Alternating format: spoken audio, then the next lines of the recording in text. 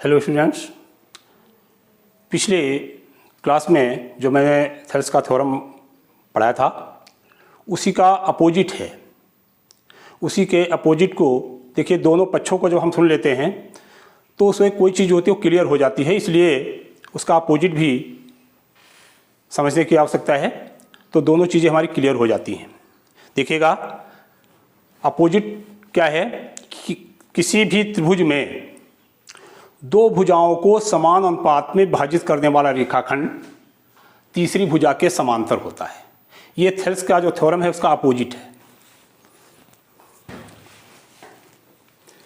देखिएगा,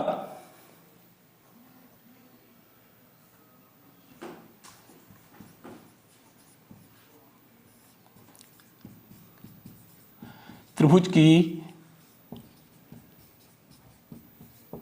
दो भुजाओं को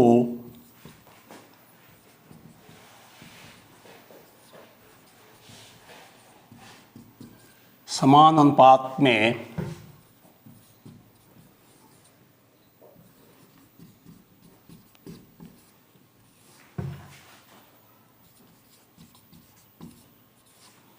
विभाजित करने वाला रेखाखंड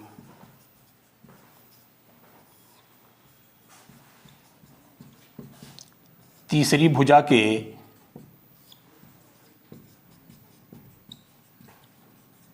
समांतर होता है।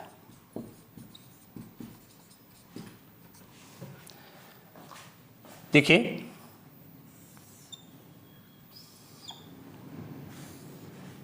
ये आपको त्रिभुज दिया गया है ABC, जिसमें D रेखाखंड एक दिया गया है जो AB और AC को समान अनुपात में विभाजित करता है। अर्थात जो अनुपात AD और DB में है वही अनुपात AE और EC में है। हमको यह सिद्ध करना है कि D रेखा BC के समांतर है। पिछली प्रमेय जो पढ़ाई गई थी वो इसके अपोजिट थी। यहाँ पर अब आपको यह प्रूव करना है कि D रेखा BC के समांतर है। देखिएगा,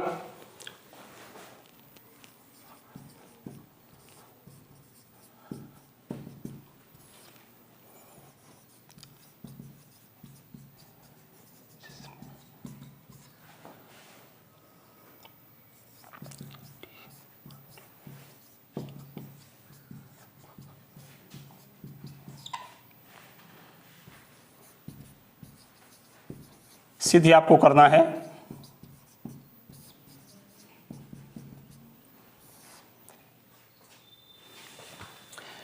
D समांतर है BC के। ये हमको प्रूव कर देना है। देखिए, उत्पत्ति में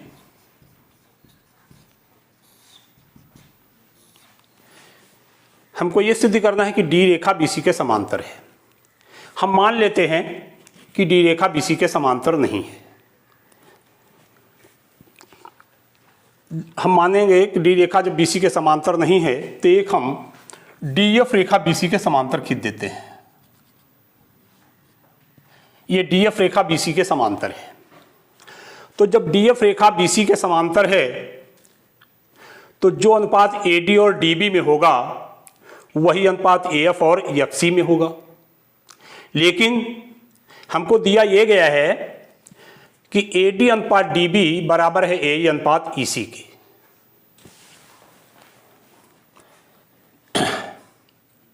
माना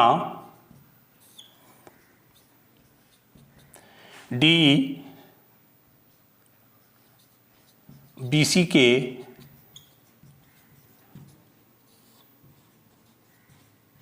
समांतर नहीं है तो BC समांतर DF खींचा जो AC से F पर मिलती है।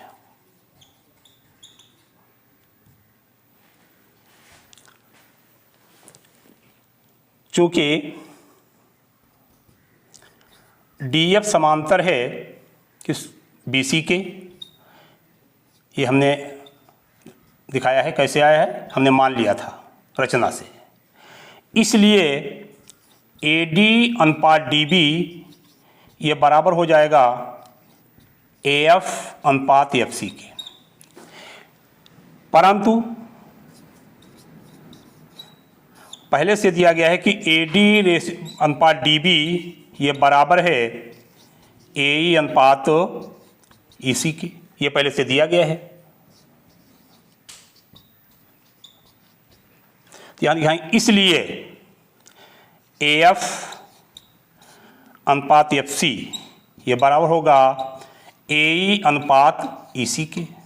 देखिए AD अनुपात DB ये पहले से दिया गया है कि AE अनुपात EC के है, लेकिन जब हमने DF रेखा BC के समांतर खींच दिया है तो AD अनुपात DB ये बराबर हो गया है AF अनुपात FC के।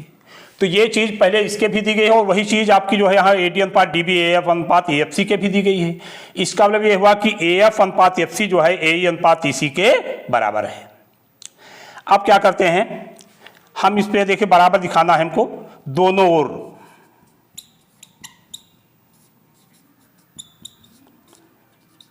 एक जोड़ने पर एक जोड़ देते हैं तो ये आपका होगा AF अनुपात FC +1 AE अनुपात EC +1। देखिए दोनों पक्षों में एक जोड़ा जाए, कोई भी संख्या जोड़ी जाए एक ही या एक घटाया जाए तो संख्या पर कोई प्रभाव नहीं पड़ता है, वो दोनों पक्ष बराबर ही रहते हैं। यहाँ क्या हो जाएगा, ध्यान दीजिएगा, AF अनुपात FC +1 है, जो +1 है तो हम क्या करते हैं जब FC हमारा नीचे का हर रहेगा तो ऊपर भी FC हमको जोड़ना पड़े, तो ये हो जाएगा आपका AF + FC अनुपात क्या होगा FC, ये बराबर होगा AE और प्लस EC अनुपात क्या होगा EC। AF और FC जब जोड़ेंगे आप AF और प्लस FC तो ये आपका हो जाएगा AC अनुपात FC, ये बराबर है AC अनुपात EC। देखिए यहाँ ऊपर AC और ऊपर भी AC है, इसलिए FC बराबर क्या होगा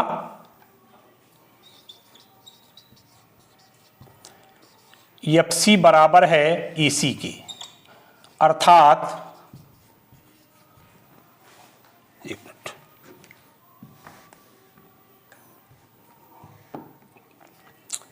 या ऐसे कह सकते हैं कि E व F बिंदु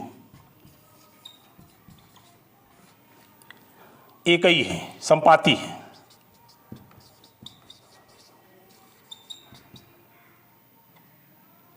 और इसलिए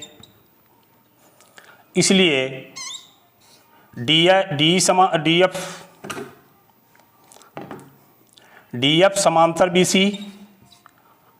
और या D समांतर BC के, चूंकि D और DF एक ही हो गई है यहाँ पर, FC और EC, E और F बिंदु एक ही बिंदु हमारे हैं, तो जब E और F दोनों ये बिंदु हमारे एक ही है तो DF रेखा BC के समांतर, तो D रेखा BC के समांतर हो जाएगी। एक बार फिर से देख लें, त्रिभुज की दो भुजाओं को समान अनुपात में विभाजित करने वाला रेखाखंड तीसरी भुजा के समांतर होता है। ये त्रिभुज आपको दिया गया है, एक त्रिभुज ABC जिसमें D रेखा AB और AC को समान अनुपात में विभाजित करती है, अर्थात AD अनुपात DB बराबर है AE अनुपात EC के। हमको ये सिद्ध करना है कि D रेखा BC के समांतर है। हम मान लेते हैं कि D रेखा BC के समांतर नहीं है, तो DF BC के समांतर ये रेखा हम खींच लेते हैं जो AC से F पर मिलती है। देखिए DF रेखा BC के समांतर है, तो सिद्धांत क्या कहता है, थेल्स का थ्योरम क्या कहता है कि अगर कोई रेखा किसी त्रिभुज में किसी भुजा के समांतर है तो शेष दो भुजाओं को समान अनुपात में बांटती है, थेल्स का थ्योरम कहता है। इसलिए AD अनुपात DB ये बराबर होगा AF अनुपात FC के, ये थेल्स के प्रमेय के आधार पर।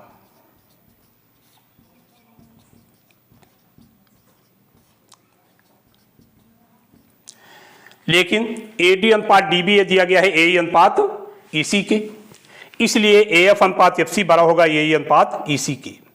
हम दोनों और एक जोड़ लेते हैं, एक जोड़ने पर AF अनुपात FC प्लस 1 बराबर होगा AE अनुपात EC प्लस 1।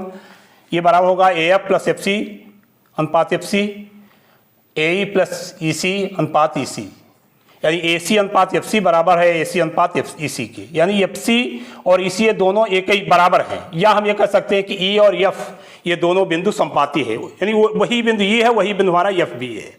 इसलिए हम ये कह सकते हैं कि DF रेखा BC के समांतर है या D रेखा BC के समांतर, क्योंकि DF और D दोनों हमारी रेखाएं कैसी हैं, एक ही हैं, इसलिए D रेखा BC के समांतर होगी। ये हमारी जो थ्योरम हमने पिछले उस पर पढ़ाया था थेल्स का थ्योरम, उसी की अपोजिट है।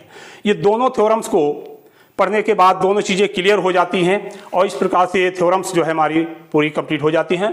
ये मान करके चलिए कि समरूपता में हम यही से स्टार्टिंग करते हैं और ये हमारी जो स्टार्टिंग की चीज़ें होती हैं यही चल करके हमारी बेस बन जाती हैं और इसी के आधार पर हम आगे बढ़ पाते हैं। समरूपता की जो थ्योरम्स हैं उनको ठीक से तैयार करने के मतलब बहुत बड़ी आवश्यकता है, क्योंकि ये आप समझ लीजिए सेकंड पेपर में ये एक बहुत महत्वपूर्ण चैप्टर दिया गया है, इसलिए इस चैप्टर को बहुत ठीक से पढ़ने की आवश्यकता है।